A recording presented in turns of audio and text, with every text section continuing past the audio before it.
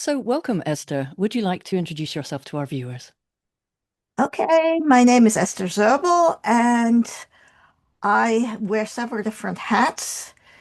And today I am a coach educator, and I write some books. And a coach, mostly have coached professors in teaching and learning. I even got an award of the year for that. And I have my own company through which I publish my work and through which I do my coaching.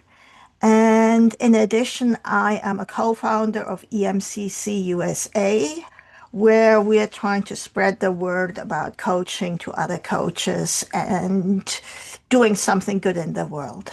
Fabulous. And congratulations on your award. Would you like to share more about that as we reflect on 2025? No, no, not really. I'm proud of it, but I don't make a big deal. Oh, well, congrats. I'm pleased for you. So as we reflect on 2025 then, have you observed a meaningful moment where you've seen human connection, AI or technology, and coaching come together? Yes, quite a few. And I use AI quite a bit for pre and post.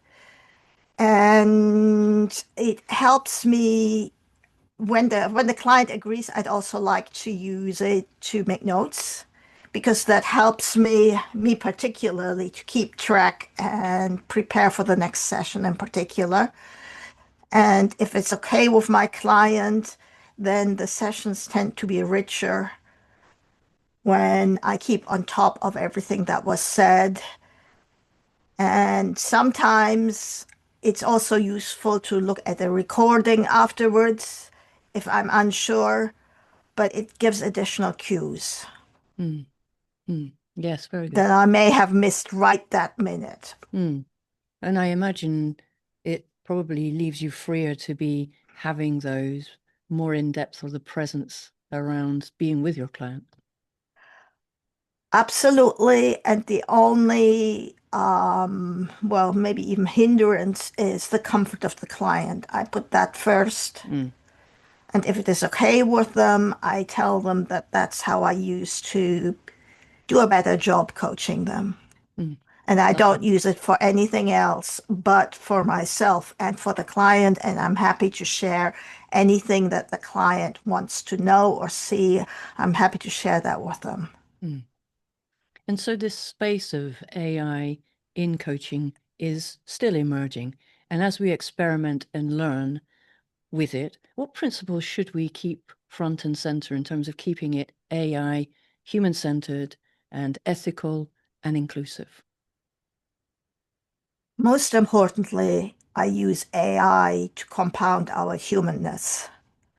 What it really means to be human, to have emotions, to have feelings, to reflect, to have pauses, to just generally be in touch with oneself. And in coaching, I usually try to work hard to make it not interrupt the sessions because I want to be able to give my fullest attention to my client.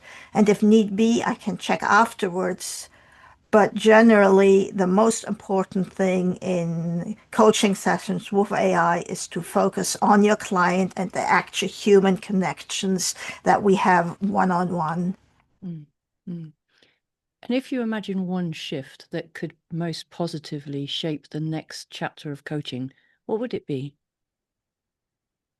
One shift. Well, with so much